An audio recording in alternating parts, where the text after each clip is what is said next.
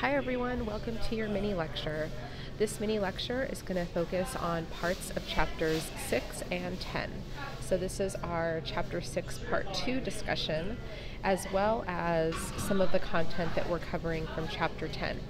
So both chapters 6 and 10 have a portion of the content that focuses on professional preparation. One of the things that we're going to talk about in class and that you'll continue to hear from your public health faculty moving forward, especially as you're approaching graduation, is about the CHES certification or the CHES exam. And that is CHES, Certified Health Education Specialist. This is something that your faculty and our profession as a whole would be recommending to you in terms of your professional preparation, in terms of you thinking about getting ready to apply and to begin your career as a public health educator or public health professional. So taking the CHES exam is something that we're going to recommend that you do as a student when you're still here at CSUN, and we're going to recommend that you take the exam in your last semester with us, so the semester that you're graduating. So if you're planning to graduate in spring, you're going to plan to take the exam in April. And if you're planning to graduate in fall, then you would be eligible to sit for the exam that takes place in October. And we're going to talk a little bit more about that as we get into our mini lecture. So first, let's just talk a little bit about what the CHES exam is, why credentialing is something that's important, why your faculty are going to be encouraging you to consider taking the CHES exam, and what some of the benefits might be. So there are a number of benefits to becoming CHES certified. The first is that having the CHES certification promotes a national standard of practice. So this is a certification that is recognized nationally and internationally. And so it makes sure that every person who sits for and takes and passes the CHES exam is meeting a certain level of competency when it comes to the profession of health education. Another benefit to becoming CHES certified is that the CHES certification requires you to do professional development and continuing education. And we've talked about this in class, the importance of staying current, staying up to date within the field. And by being CHES certified, you will be required to continue your education and do a certain number of continuing education hours in order to maintain your certification. Another benefit is that it definitely conveys a sense of pride and accomplishment within our field, and it's a testament to your knowledge and skills as a health educator. One important benefit, however, thinking about getting that first job, is knowing that more and more when we see job descriptions for health educators, positions related to health promotion, we are seeing that employers are looking for individuals who are CHES certified. And it's becoming more common to see in the job description CHES preferred or CHES required. So think about it. If you're applying for a job after school and you already have your CHES certification, you're doing something that's going to set yourself apart from the rest of the applicants.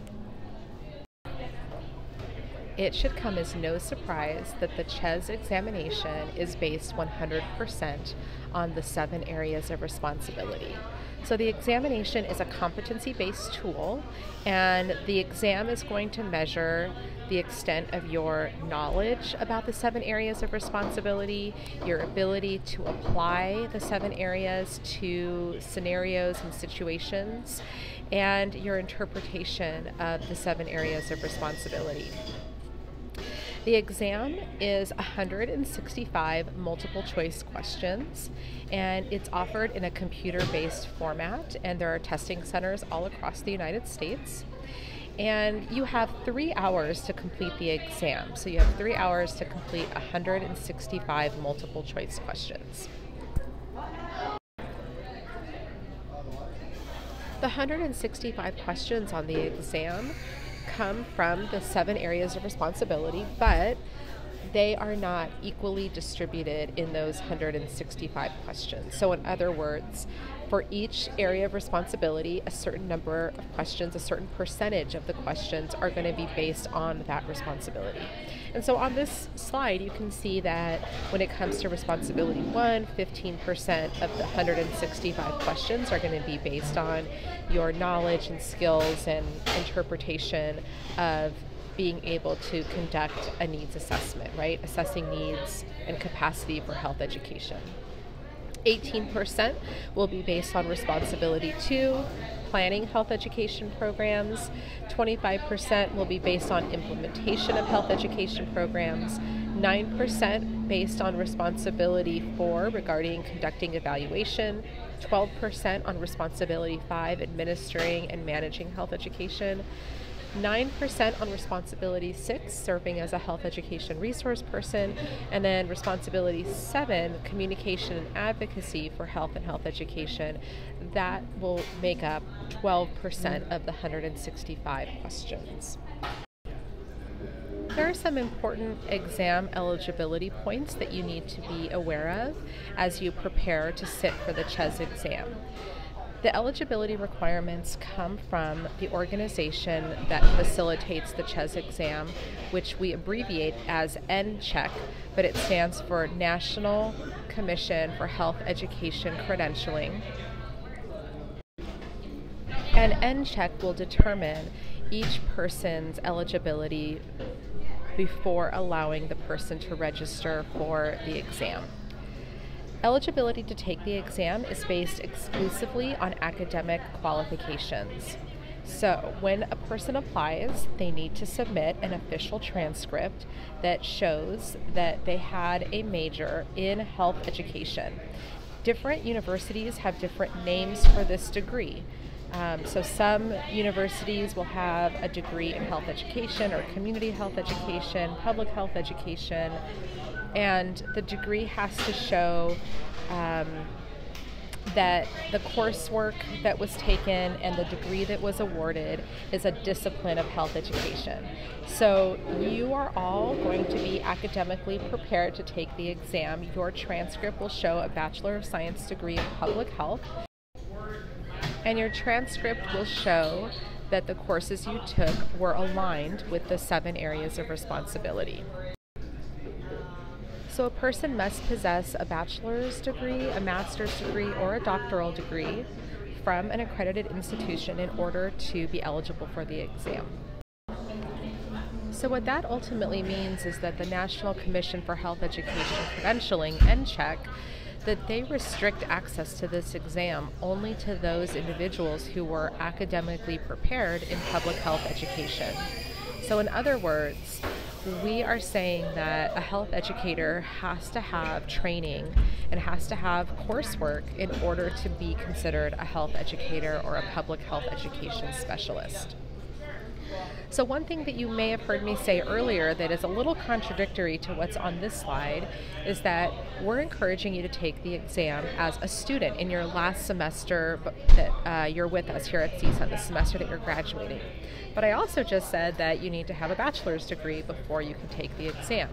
So that's when you're going to need to use this 90-day option. So the 90-day option is allowed by NCHEC for students who are nearing graduation, who are about to complete all of their degree requirements, and it allows students to take the exam while they're still a student, but they're within 90 days of completing their degree.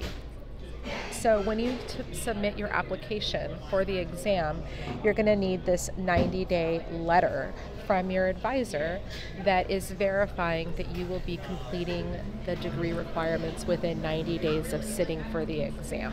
And all of your academic advisors are aware of this requirement.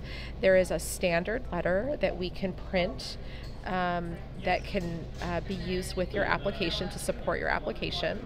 And so whenever you are ready to apply for the exam, you'll just need to be making sure that you have an appointment with your advisor so that you can pick up this 90-day letter. So your application is going to include the completed application form from NCHEC. You're going to need to order an official transcript, and you're going to need your 90-day letter from your advisor, and you're going to need the application fee. So we'll go ahead and take a quick look at that website, and also about the exam dates and fees. So the exam is offered twice a year, in April and October. So again, if you're graduating in spring, you're going to take the exam in April. If you're graduating in fall, you're going to take the exam in October. And both of those exam periods fall within 90 days of your anticipated graduation date.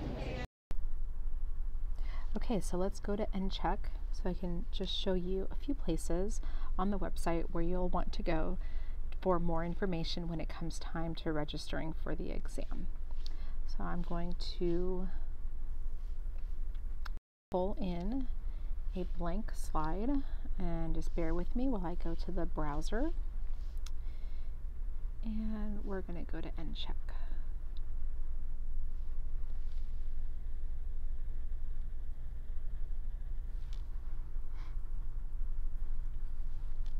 Okay, so on this browser, you're going to see that at the top of the screen, you will find a section that says Exams, and I'm going to click on that.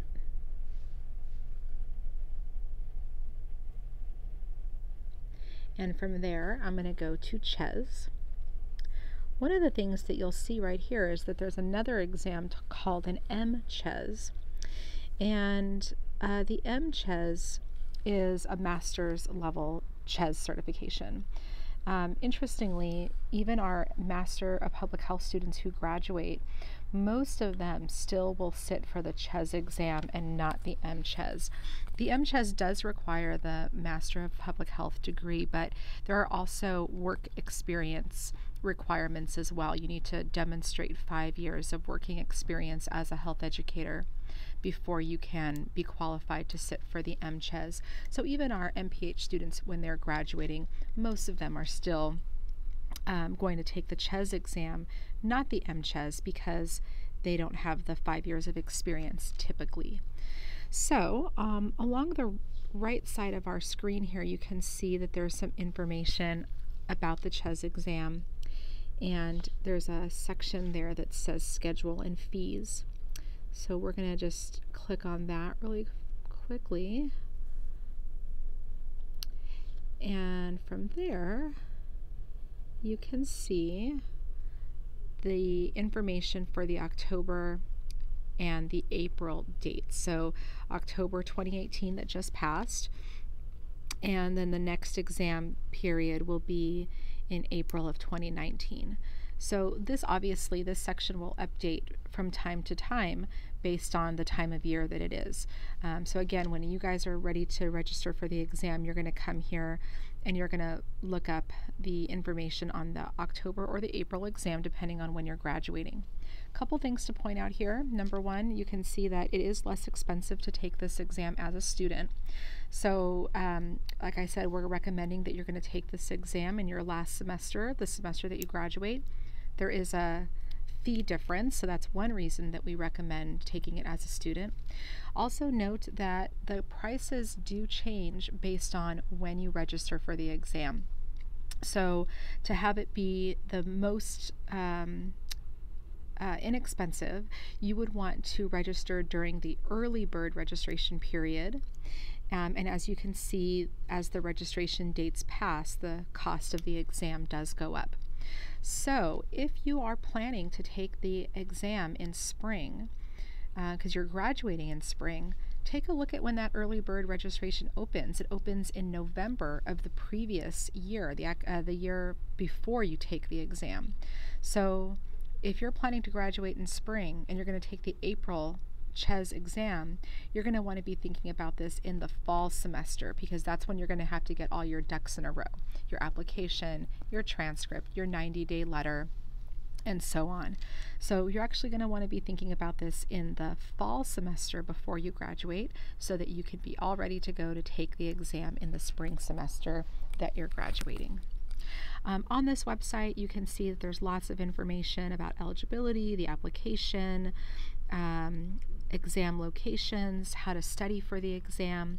There are study guide materials. In fact, you can find a set of the study guide materials in the library, our CISA and OVIAT library, on reserve. The Public Health Alumni Chapter purchased those study guide materials as a gift to our students. Those are available to check out on reserve. You can also purchase your own study guide materials. Our textbook is actually listed as a study guide or a study supplement as well. So you may want to hang on to our textbook. There are also from time to time study webinars that SOPHE, the Society for Public Health Education, will provide to help students in their exam preparation. Okay, so the last thing you're going to do with regard to this mini lecture is you're going to make your way over to Canvas, and you will find a few CHES exam practice questions there. Don't worry about getting them right or wrong. Remember, this is for credit or no credit. But I did select some CHES questions that I think that you will be able to reason or to kind of figure out based on the amount of content that you've covered so far in this class and in perhaps some of your other public health classes. But it's just for practice. Just want to give you a sense of the types of questions that may be asked on the CHES exam, just so you're starting to feel more comfortable. I think you're going to find that our classes are going to prepare you very well to take and pass the CHES exam. And by the time you're finishing a couple more semesters with us, you'll probably just need to study a little bit to feel really confident about passing the exam. All right, check Canvas for due date and due time for this chapter activity, and bring your questions about the CHES exam to class, and we will address those questions and concerns. And thanks so much for listening. Bye.